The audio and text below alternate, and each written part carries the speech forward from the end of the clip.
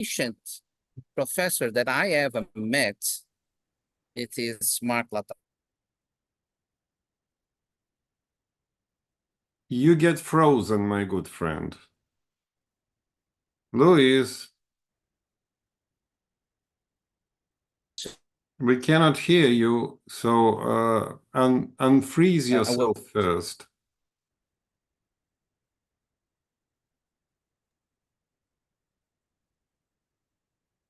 Not just publishing papers, but he's very active in the International Society of Motor Control, very active. Luis, I'm Yes. sorry to interrupt, but you are getting frozen. We can hear only one out of 10 words. But okay. And now it's better. So far, so good. I think that, yeah, I think that internet, the Edron here is not so good because I'm downtown. I'm at the School of Law. But it's okay. No, I was just saying that you, for me, is, and I know that for Aletea, you're an example for us, for how active you are, how important you are for the fields, for the motor control field, but also for all the experience you give for your graduate students. So that's why we have invited you to begin our series of talks about the art of managing resources and time. So, Mark, thank you so much for joining us and thank you, to give us Luis. the opportunity to hear you. Aletea. Thank you all others for joining. I'm going to share my screen. I hope I'm allowed to do that. And then, yeah, okay. I hope you can see that. And the title suggested was How Should One Run a Motor Control Lab? And the brief answer is I do not know. So I don't know. I just allow the lab to run itself and try to interfere as little as possible. And oh gosh, there are so many buttons to press. So what I decided to do, rather than to tell you something that I don't know about much, I decided to tell you a brief story of how I got to this situation where I am now. And it's, as you will see, it's mostly a combination of luck. I was extremely lucky in my life, although at some times it could be viewed by others as not that much luck to start with. So a research career, has to start. So that's me, of course. And during my university studies, I studied 3 different fields. The first is basic physics, and I think that was brilliant because it creates in a person some kind of discipline of mind and this movement towards exactness, trying to avoid jargon. Well, if you use jargon, you want to define all the words you're using, rather than just chatting to each other. But we'll get to that later. Then there was physics of living systems. Well, it was actually the name of the department and the name of a major in my college in Moscow, although this was a promise. There is no such a field as physics of living systems. And I took it seriously, so I've been trying during my life to make it a field of its own. And then physiology, of course, because without knowing physiology, you cannot really move this field ahead. So after the graduation with a master's degree, I decided to emigrate from the Soviet Union, and the Communist Party of the Soviet Union was not very much willing to allow people to emigrate. So for 8 years, while we were waiting for permission, I had a range of strange professions, including being unemployed, but I worked in geological and archaeological expeditions. The photo, by the way, is from an archaeological expedition. I worked as a chef, translator, editor, and as a biomedical engineer. So in all those strange things that had little to do with physics or physiology or motor control. But I actually enjoyed it. And then being lucky. First of all, my father was a neurophysiologist, and he was, in a way, my first mentor. In this picture, he's on the left, and on the right is, if people know, Simone Busset, and that's in our kitchen, a photo I took during one of the conferences. Simone Busset was a very famous French neurophysiologist, scientist working with the control of human posture, in particular anticipatory postural adjustments.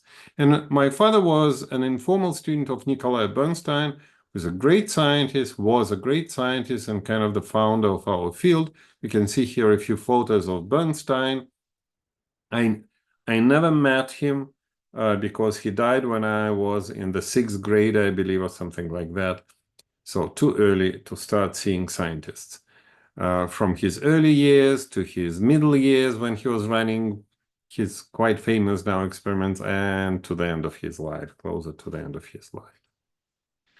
My first advisor was Victor Gurfinkel, also a very well-known researcher in the field of postural control in particular. This is in his younger years when I joined his lab. This is quite a few years later. In this photo, by the way, you can also see Shigemi Mori, a famous Japanese neurophysiologist, and we just got together at a meeting. But he also worked with Gurfinkel at the same time when I worked there, many, many years ago. So we became very good friends also.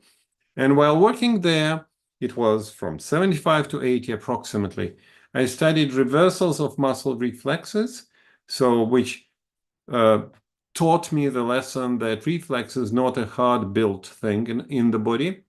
It is actually very flexible, pliable, and can emerge in different muscles depending on a whole bunch of factors that sometimes are not very well controlled in experiments, and also how these reversals linked to the control of posture and locomotion. And then I moved to America, and my second advisor of my doctoral studies in physiology was Jerry Gottlieb, another very well-known researcher in our field. He hated the theory that I loved very much when I got into his lab. And he had enough sense of humor to admit me as his graduate student. And when I asked him, what do you want me to do? He told me, well, here is my lab, here is my equipment. Show me that the theory that you like is good, can predict something. So we worked with him on the development of that theory that's called equilibrium point hypothesis. And I did some work on developing experimental methods of exploring this hypothesis that did not exist at the time, including reconstruction of those invisible trajectories that are supposedly happening in the mind of the person during movements, but can be reconstructed from the movements themselves. But I also, in parallel, was involved in clinical studies, and they were wonderful. These were pioneering studies of using an experimental drug which was delivered intrathecally into the spinal cord. The drug baclofen is a chemical analog or precursor of one of the presynaptic inhibitors supposedly missing in cases of severe spasticity. And these were patients with extremely severe spasticity after spinal cord injury or multiple sclerosis. And this drug is now very broadly used in the field. My third very informal advisor was arguably the greatest mathematician of the 20th century, Israel Gelfand. I met him when he was already quite old, and I love the quotation he once said when we were talking. The worst way of discussing complex issues is to use hints. Like every time we work in the lab and we kind of say, oh, I studied synergies, I studied the changes in muscle tone and this or that, and So come on, what are you talking about? What's a synergy? What's muscle tone? What are all these jargon words that you're using? These are like hints. Nobody can define it. I'm pretty sure if I ask now any of the participants of this improvised meeting what muscle tone is, I will not get an answer. This is whatever physical therapist calls muscle tone. That's the only definition that exists. Nobody is able to define, or if somebody wants to define it, please do, and then I will immediately show you that your definition is wrong. So we should stop. So his point was, let's stop using jargon as much as possible. Let's stop kind of winking to each other like, oh, you know what I'm talking about. No, I don't know what you're talking about. So it takes a bit of courage to say, I don't know what you're talking about. Please explain each and every word. But that's a necessary step. So while working there, we introduced the so-called principle of abundance. This was a reconsideration of the famous or infamous problem of motor redundancy that had been introduced by Bernstein long time ago. And then a few colleagues. I was also lucky. They were not my formal mentors, but some of them were senior, some of them junior, kind of my age, I would say, if you call it junior. So Anatol Feldman, of course, the founder of the equilibrium point hypothesis. We graduated from the same college, but with a 15-year difference. He is substantially senior. And he is, in my opinion, one of the greatest scientists that happened to movement science and motor control in general over the past years. We've been very close friends, as you can see in the right picture, for many years. And we worked together starting in 1980. And we continue until now developing physics of human movement. We haven't written too many papers together. Very few, actually. Maybe 5, 6, I don't know, at most. Somewhere there. But we remain very close friends. And, well, Vladimir Zatsorsky, a name that's known to many of you because Marcos Duarce, who worked in the University of São Paulo, then I don't know where he's working now. He was the advisor of Luis Mochizuki, and he was a postdoc with Vladimir Zatsorsky when we met in the end of the 1990s. So Vladimir Zatsorsky, in my opinion, the greatest biomechanist over the past half a century at least, who wrote amazing books, and we worked together a lot. So you can see we co-authored more than 150 papers, wrote 2 books, and mostly dealing with finger interaction, hand function, prehension synergies, but also some studies of human posture, some studies of multi-muscle synergies, and I'm using these words easily now because assuming that you learned what they mean in my vocabulary from Louis and Alastair. Then optimization and inverse optimization. So working with him was a lot of fun because he originally had been trained as a mathematician, and I was trained originally as a physicist. These 2 groups of people can understand each other rather well, but they ask questions differently.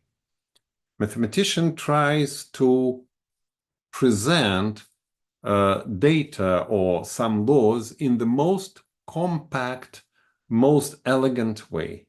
And the physicist wants to understand the laws of nature that lead to all these wonderful equations. So for a mathematician, an equation is enough. You know what the system is, how it works if you write the correct equation. For a physicist, of course not. If you write a correct equation, that's called data fitting. Nothing interesting. So anybody can do it. And most of the data allow writing a lot of different equations. So which one of them is reasonable? Well, for a physicist, the one that follows laws of nature. and again, I'm not going to waste too much time on that, but we'll get to that.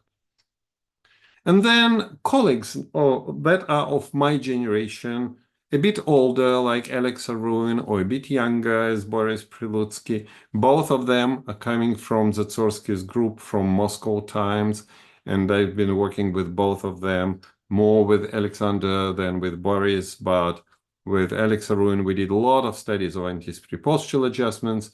With Boris, we collaborated on a couple of studies on synergies in cat locomotion, completely different topic, of course. And my friends and colleagues are not limited to former Russians. Here are two examples of non-Russians. So a very German Gregor Schorner and a very American John Schultz. And here is John again, Schultz. Here, unfortunately, he passed away several years ago. Gregor is very active. And with them, we worked a lot on the uncontrolled manifold hypothesis as a toolbox to study how people stabilize their action, how they organize the multiple elements that we have, muscles, joints, digits, I don't know, motor units, anything, how we organize them in such a way that our behavior is dynamically stable, which means that we don't have to think about how to correct our posture or locomotion if we accidentally step on a pebble. So if we walk, but we always step on pebbles or uneven surfaces.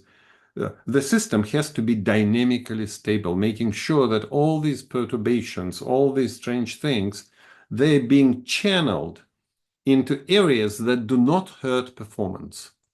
And what's important is kept very stable at the expense of what's not so important or not important at all. So, my lab is called the Lab of Motor Control. So what's motor control? Again, we should start with definitions. We should not be afraid of defining even the most simple words and word combinations, the most basic ones. So for me, motor control is an area of science, natural science. It's not engineering, it's not control theory, it's natural science. So it's part of what naturally emerges in this world. And it's asking a question, what are the laws of nature? So it's part of physics by saying that define how the central nervous system interacts with the rest of the body and the environment to produce meaningful movements. If we accept this definition, we already are in the heat of discussions about different fields that call themselves motor control. For example, the main axiom is the human body is a complex physiological system. It is not a poorly designed robot with a powerful computer in the skull. Why I put poorly designed? Because from the point of view of engineering, our bodies are designed indeed very poorly. We have sluggish muscles. We don't have wonderful actuators. We have very slow information transmission along neural fibers as compared to electric current, for example. So we have sensors that are fuzzy, imprecise, and are not measuring what really matters, seemingly, as compared to real sensors that you proprioceptors, for example, that you can put in robots that measure exactly what you want very precisely. And nevertheless, our movements are what they are, still pretty much better than in robots. Robots can be stronger, they can be faster, but they cannot have such a repertoire of movements and skills as humans. So our main axioms, we were not designed by a supreme engineer who put some software in our brains. And an important corollary, at least for people who study movement disorders or movement rehabilitation, that a disorder is not a mistake in the software. It's not like the brain is not computing things properly, because the brain is not computing anything, full stop. The brain is not a computer. Computational neuroscience is a misnomer. It's an oxymoron, as they say. So it is an intrinsically contradictory word combination. It is either neuroscience or it is computation. Because neural objects do not compute anything. They don't operate with numbers and symbols. Computations are operations with numbers and symbols. Some people say, okay, what about analog computations? This is another misnomer. There is no such a thing as analog computations. It makes no sense to say that when two rivers join and form a big river, that the big river sums the amount of water from the two rivers. Although that's true, the amount of water in the big river will be the sum of the amounts of water of the two rivers. But nobody is doing this computation. Researchers do. We, as external observers and researchers, do such things. But the objects of study, no. So the brain disorder is malfunctioning of the physiological system, not a mistake in the software. That's what happens in our field. You know a very well-known story about a guy who lost a very precious coin at night, and he's looking for it under a street light. And another guy who walks by and asks, "Why? What are you doing here? I'm looking for the coin I lost." "But did you lose it here?" "No, I lost it about 100 meters away." "But why are you looking here?" "Because there is light. It's easier to find it here." Although, okay, anyway, what I think is happening in our field currently is a lot of approaches that follow this principle. They are applying very well developed and very good theoretical and practical approaches such as engineering, control theory, theory of optimization, to study how the brain controls movement. But this makes absolutely no sense, because the brain controls movements according to laws of nature. All of these things have nothing to do with laws of nature. So what happens now is that there are these beautiful lampposts that put a lot of light into how the inanimate world functions and how the man-built machines function. They're excellent to design ballistic missiles, robots, I don't know, new cars, computers, but they're completely useless if one wants to understand how the brain controls the body.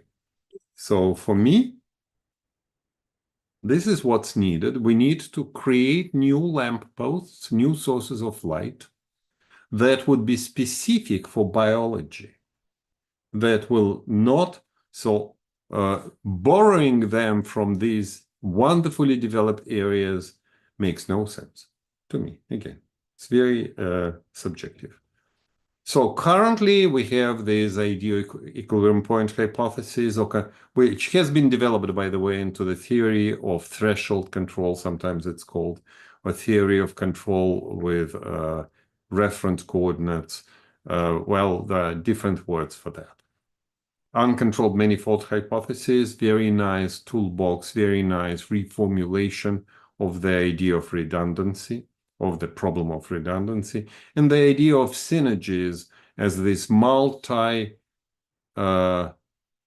circuitry in our hierarchically organized system for the control of movements that on the one hand simplifies control and on the other hand makes sure that our important variables are stable and that we can do other things with the same elements.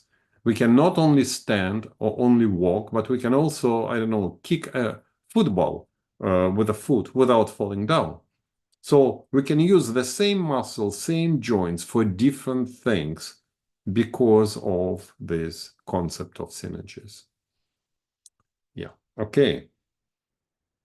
Now let me get to the laws and traditions of our lab as I understand them. And some of them are straightforward. Trying to be exact, not using hints, following the advice from Gelfand. Trying when we speak to avoid any kind of imprecise statements, although we use them all the time. Of course, we have jargon in the lab, because if you start to define each and every word, you'll never get anywhere. So once we define them, once we get to a common understanding what a word means, we now use it all the time.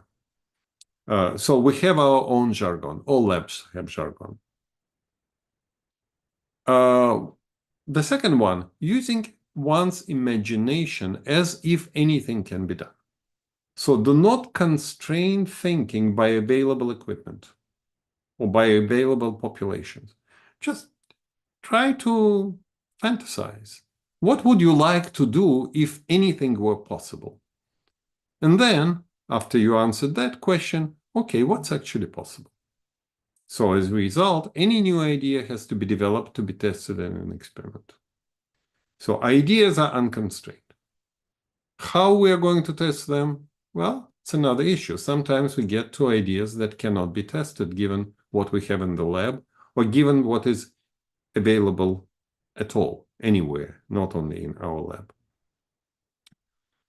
Now, one of the tricks that I like to do is designing so-called multiple goal experiments. So we have an idea and we decide how to test it.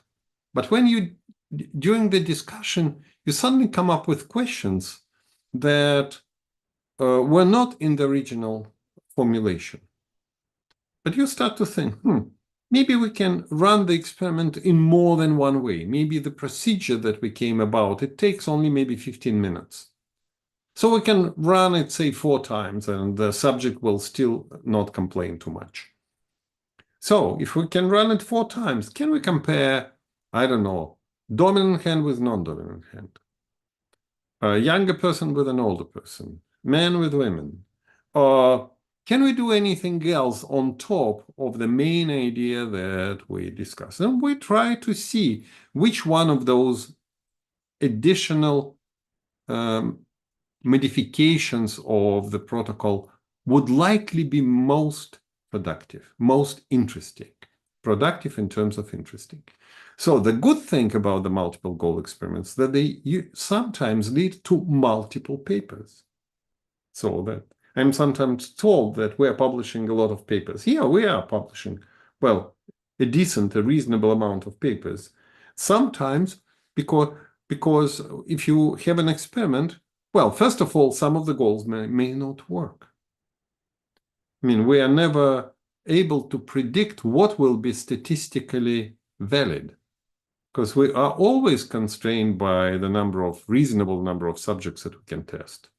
Or reasonable, if this is a clinical study, it's even more complicated because we're at the mercy of our neurologist colleagues who can refer to us so many patients with a certain disorder. So a friend of mine, we worked together in the lab of Jerry Gottlieb together. He is now in a different university in Northwestern, Daniel Korkas. He once, when we were still in Jerry's lab, he once said, you know, I believe Mark never runs an experiment without publishing the results at least twice. It was a joke, but it was it had an element of truth in it. I try to design experiments that may result in multiple papers, although not necessarily, sometimes not. We actually had one experiment, very specific one, which resulted in 3 papers, a single study, a long time ago. Trying to turn data into papers as soon as possible. Okay, that's what I figured out from my experiences. If we have a visitor from another country, and if we are not turning the data into a paper quickly, it will never happen. Because the visitor will come back to the country of origin, will be busy with whatever is happening there. I mean, this old data will become really old, will turn older and older and more obsolete. At some point, nobody knows. I mean, if a person if you collect the data and you encode it and you, I don't know, organize it, you do it in your own idiosyncratic way, in a way that is comfortable for you then to handle the results, what you collect, which may not exactly be the way that's most, I don't know, comfortable for others, for other people.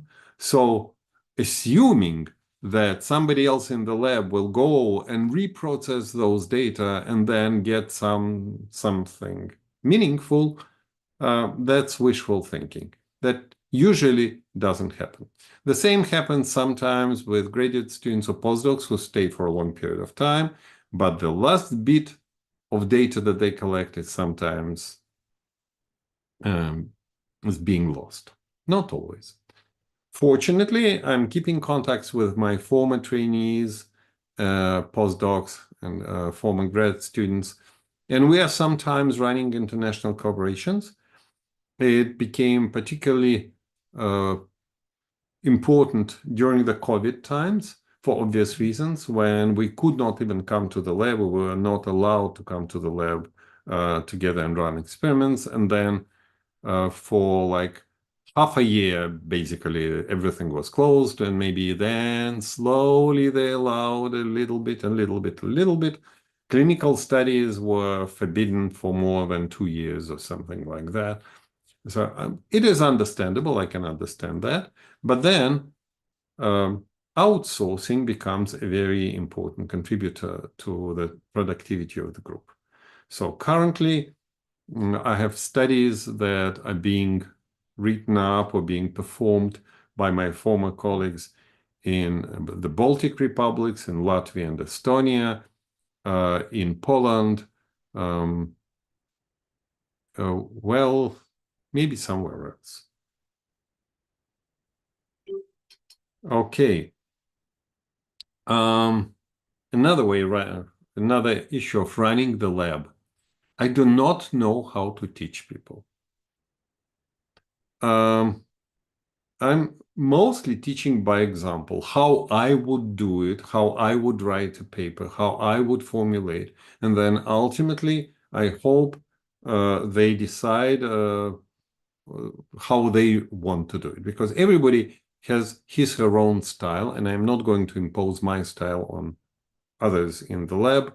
I'm quite happy to accept other people who will make errors. And that's fine. That's then fixing those errors may help in future. So I'm trying to look at my watch and nothing happened. Oh, okay. All right. All right. Now, writing papers. This is actually a very big topic. So really, we are writing a lot of papers. Well, comparably, I would say, to many other places. And then there are several steps that I think are the rules that allow us to avoid disappointments. Because if you are writing a paper and it's rejected, it's no fun. First, you're upset, and second, you have to write another paper. You have to change it. You have to reformat it because it's prepared now for a different journal. Or you have, oh well, it's a headache.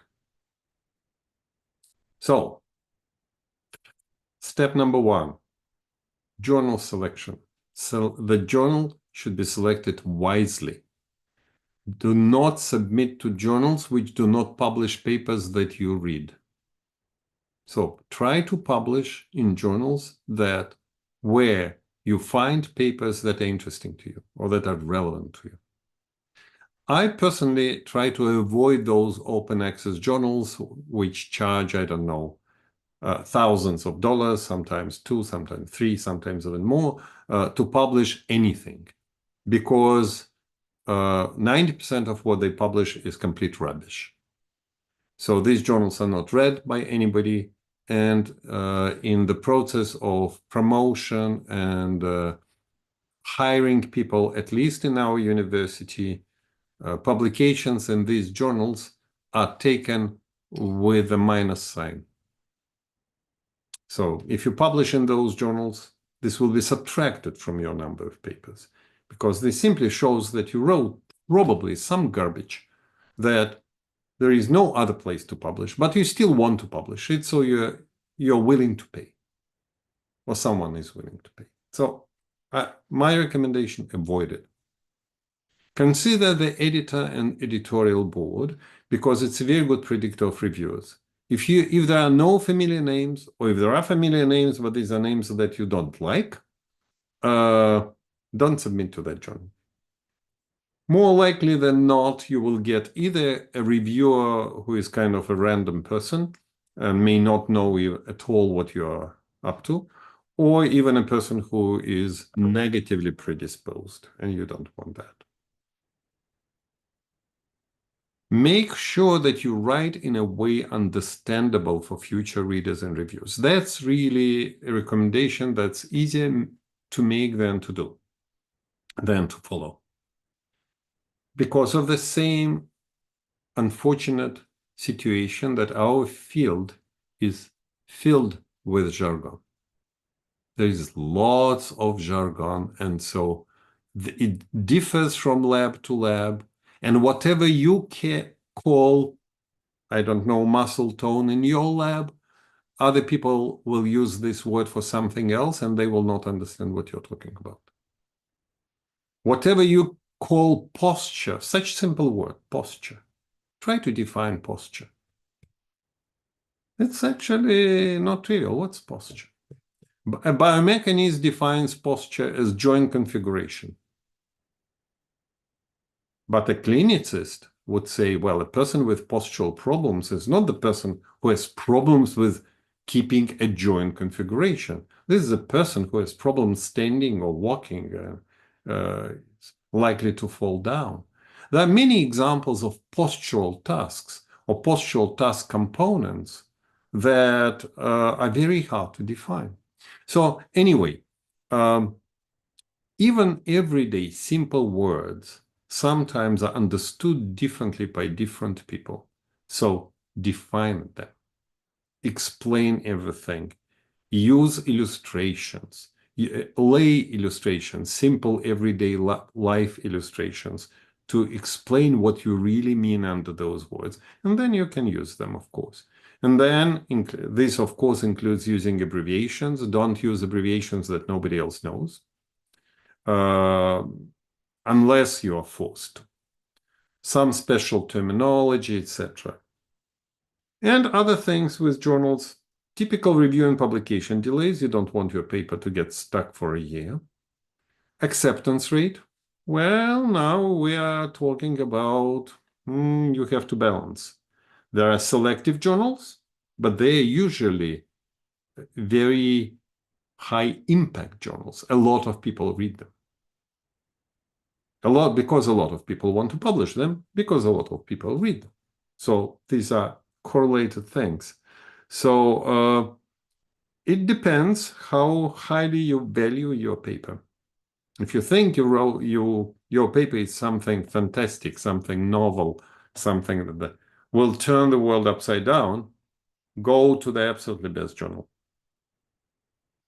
If you believe that, it's kind of okay, but maybe not the best thing on the planet, well, reference style.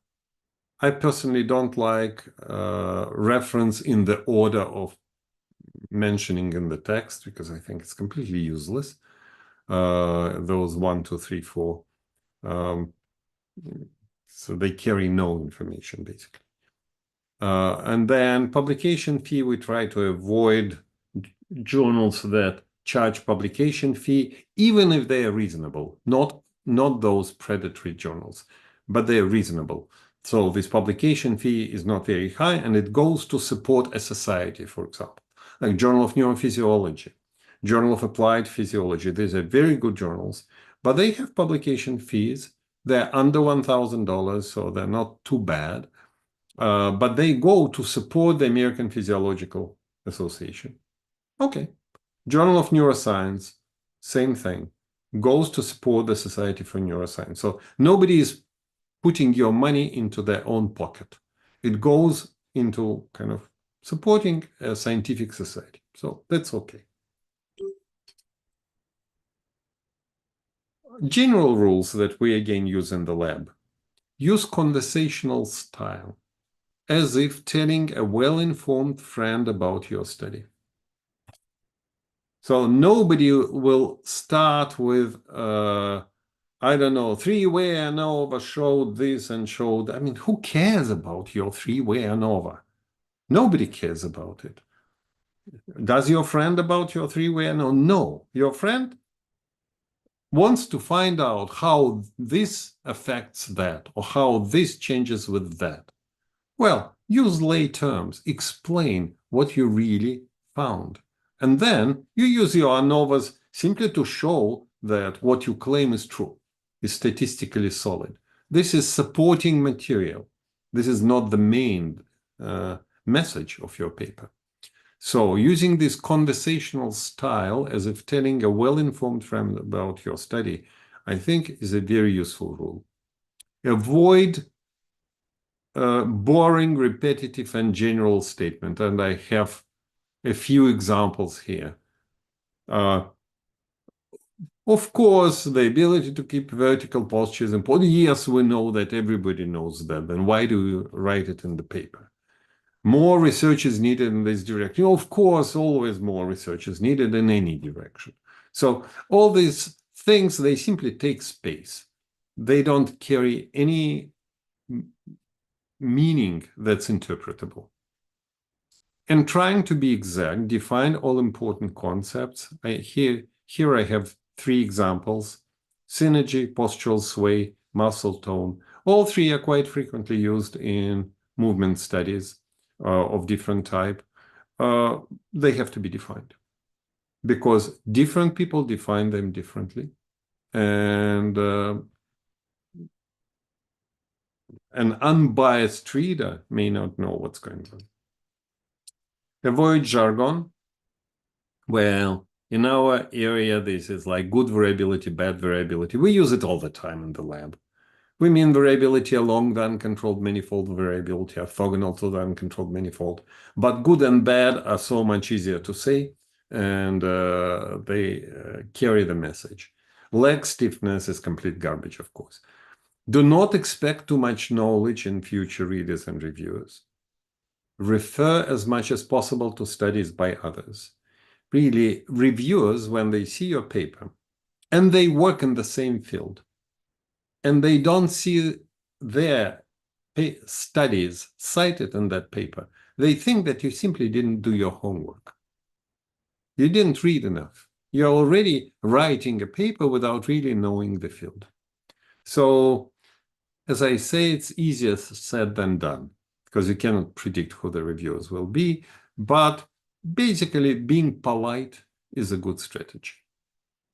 I also like schematic figures, and now in most of our papers, we begin with a schematic figure which explains our understanding of the problem, and we end with a schematic figure which explains our interpretation of the results.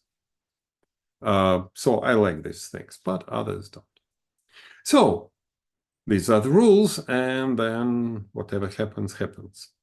All right. So to finish this story, I want to mention that most of the work in my lab is done by graduate students, postdocs, and international visitors. This is maybe an incomplete list of those who worked in my lab over the past 30 years, approximately. With different countries, you can see, by the way, that Brazil is amazingly overrepresented as compared to the population. I would say there are labs that run only on Chinese graduate students and visitors, or labs that are run exclusively on Indian students and visitors and postdocs. But I'm trying to be mixed. There are some Chinese flags you can see. There are some Indian flags that you can see. Some Chileans, surprisingly. A lot of Iranians. I don't know, surprisingly or not. But we have had a very good relationship with people from Brazil. So I think I have more Brazilians on this picture than anybody else, than any other country. And of course, Aletea should be somewhere, and of course, Luis should be somewhere, but yeah, Aletea is here and Luis is there. So I didn't miss that. Okay, so we can continue talking, but I'd rather answer your questions if you have any. So let me stop sharing my wonderful screen. Okay, beautiful. So why don't you all, first of all, turn on your cameras. Come on, I see only names, I don't see faces.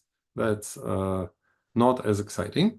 And the second half is, if you have questions, why don't you ask them? Because we still have a little bit of time, I believe, to chat. So I'd rather go to question and answer part, because I have no idea what actually Luis and Alete expected from me. So maybe what I did is completely wrong.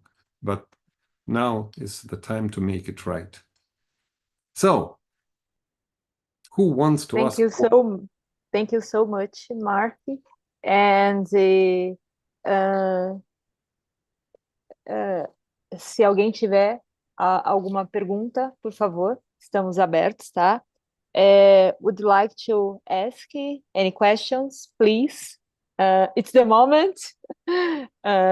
It's a very honor for us to have Mark Latashi in this moment with us.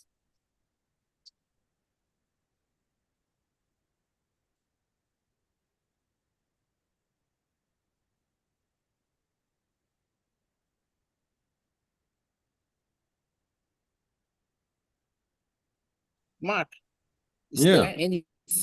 there anything that you have tried in your, because the Yeah, Luis, you're frozen. common in science, a lot Well, of people I'm prefer, sorry. yes, I missed. yes, Yeah, okay, go ahead. okay. Yeah, now I know that your style, your writing style is not very common in science. And I think that it's very nice to read your papers because it looks like you are talking to us. But you think that you always have write like that, or you have learned in time to be more friendly speaking? Conversational.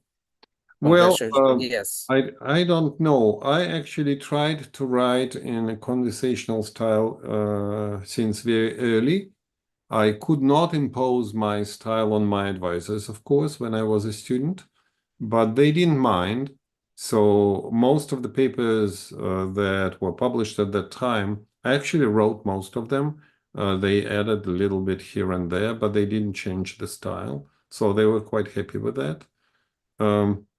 Maybe I was lucky with Victor Gorfinkel, who always was a very conversational person with great sense of humor. And so he would never be boring in writing or speaking. So in a way, he instilled conversational style in his students, I believe. So yeah, but probably it developed over the lifetime. It's very hard for me to say. Yeah, it's because probably when I easier read, for you to say because you've observed me over the past quarter of a century or yeah, so, whether anything changed. But a quarter of a century ago, I was already quite a mature person. yeah, because for who knows you, when and reading your papers looks like listen to you. Hmm. To be very honest, it's always So that's how that's how I try to write them. Because I think it's Well, other people have different styles. They're much more dry, much more to the point. Uh, in math, for example, I have a few mathematician friends. They would never write anything in this type of style because they will not be even understood by their colleagues. Why are they wasting time? Just tell us what you got. What kind of a theorem did you prove and how? We don't care about what you thought about while doing that. So in physics, it's more acceptable to say a few general words, but in biology, I think it's not only acceptable, it's nice, in my humble opinion. So why? I don't know. I see that Jay is here. Nice to see you, Jay. Hey, Luis. Eh, I'm sorry being uninvited No, participant. you are completely welcome here. Sorry, I met Mark this morning and he said he would have another meeting with Brazilian folks. And I have many Brazilian friends, including Luis, and so I thought I would join. And the topic was very unusual for Mark, how to run a lab. No, But I yes, can he ask did. a question, Mark. So Grant, man, I mean, there is like, okay, the main line of research I'd like to pursue, but there is no money there, very scarce money. But if you target this another line, which is tangentially of my interest, but you can get some money and sometimes a lot of money. And I was actually following money more as compared to my science. That's why I was not publishing a whole lot of more control papers for the last several years. What do No, you I understand, Jay, but so in younger years, I spent much more time proportionally working on grants, writing, submitting grants, because I mean, I had to support the lab, buy equipment, and do other things. But with age, you start valuing your time more than money. Mm. So at some point, you basically say, why should I waste more time getting more money? For what? Well, it would be nice to have another person in the lab or two, but is it worth it? I mean, the probability of success is quite low currently, at least in our main funding sources. Right. NIH has become extremely clinical and applied, so Right. any kind of basic grant submission is nearly doomed. And I don't want to pretend that I'm doing what I'm not. So I prefer to kind of live on whatever is available over those 20 plus years of lots of grant money. We actually accumulated an enormous amount of equipment of different type, which is very hard even to use or to put to use altogether. So we have, of course, new equipment appears, and it would be nice to have something better. But yeah, it's a balancing act, and I think everybody solves it differently.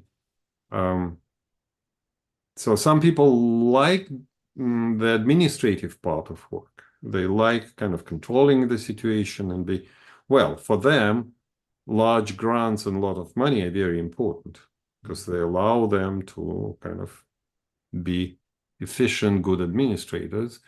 Uh, but I've never liked being an administrator, and I thought it was a waste of time.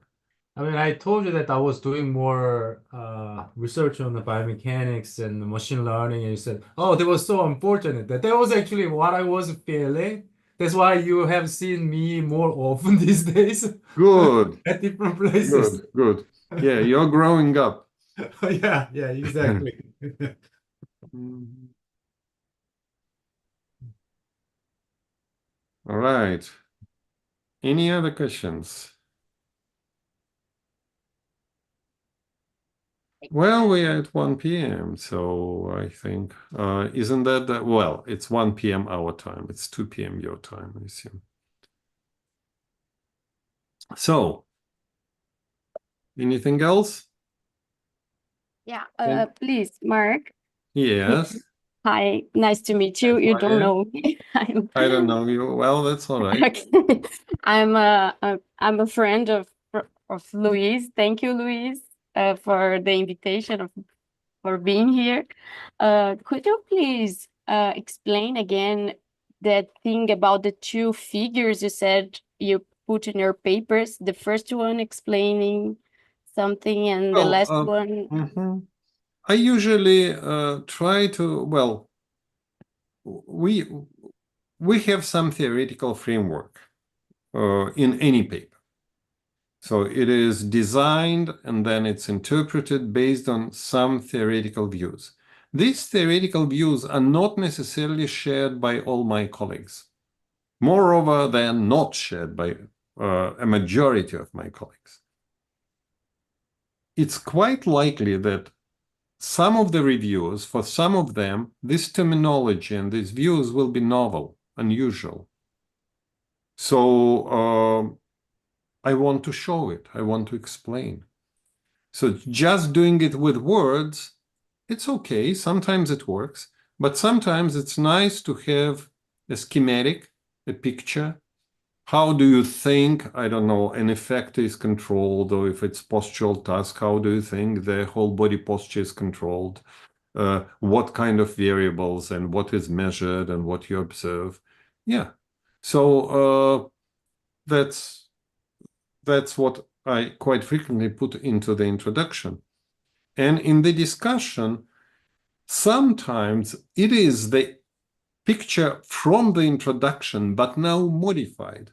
Because what have we learned? What's new as compared to what we started with? Because if we learn something about the control of movement or posture or, I don't know, processes in the body that we didn't know before, how does it fit into your theoretical framework? Or is it a completely alien thing? It doesn't mean that each and every paper has both. Sometimes the background is straightforward. I can describe it in simple words and just refer to publications for those who care. And sometimes in the discussion, words are sufficient. But more frequently than not, it's much easier for the reader to understand why you run the study and what you got from the study, if there is a schematic. Okay, thank you very much. And is this related to what you said, so that we shouldn't use it is important to keep vertical posture? I mean, Well, of course it's trivial. No, what I said is that we should avoid saying trivial things that only annoy the reader. okay, because Because papers it's are so full. obvious. Yeah, people have two legs. Yeah, okay, good. Okay. But you don't have to write it in a, that's true. But you don't have to write it in a research paper. Okay. Yeah, but for many papers, I mean, papers in general are full of these sentences, aren't they? I don't know why. You are right. Yes, people like writing trivial things in their papers, thinking that, well, the reviewer or whatever, the reader will be happy to see something familiar. Okay. But if it carries no message beyond the obvious trivial one, then, in my opinion, it's better to skip it. Okay. Thank you very much. It was a great pleasure And by hearing the you. way, yeah, thank you, Flavia. By the way, one of my first advisors told me once, I even forgot who that was, or senior colleagues, that what they do when they start writing a paper, they write the introductory part, and then they cross out the first paragraph and throw it away. And it usually works better without it.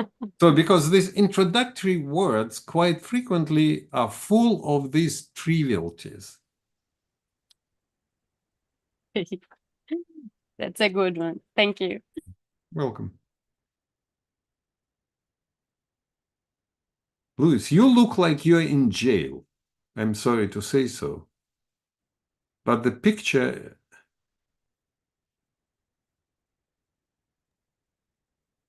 And of course, you're muted, as Looks like most high people in security jail are. prison, actually.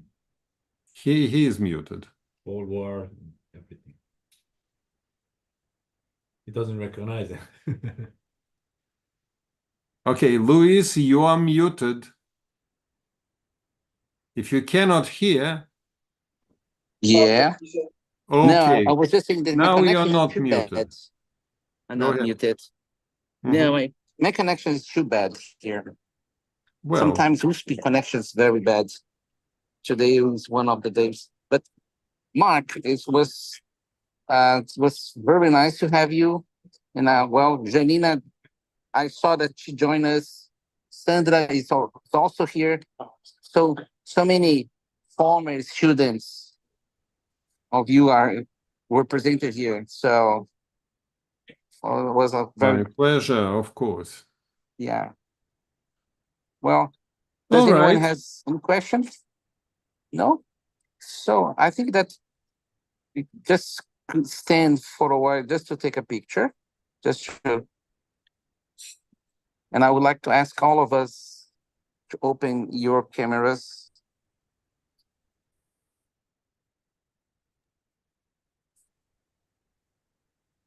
And then we can take a picture. All of you. Good. Aletea, pode tirar? Sim.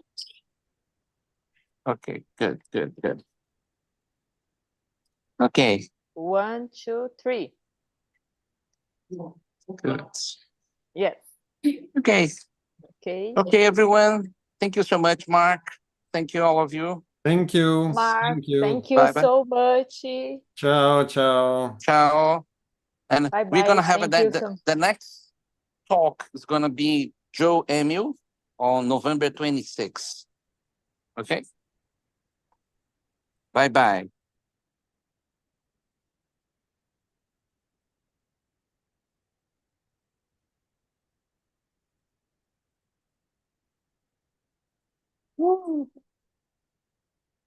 Tchau, Flavinha. Bonitinho já. Tchau, Mochi. Obrigada, viu? Obrigado Beijo. você. Beijo. Tchau.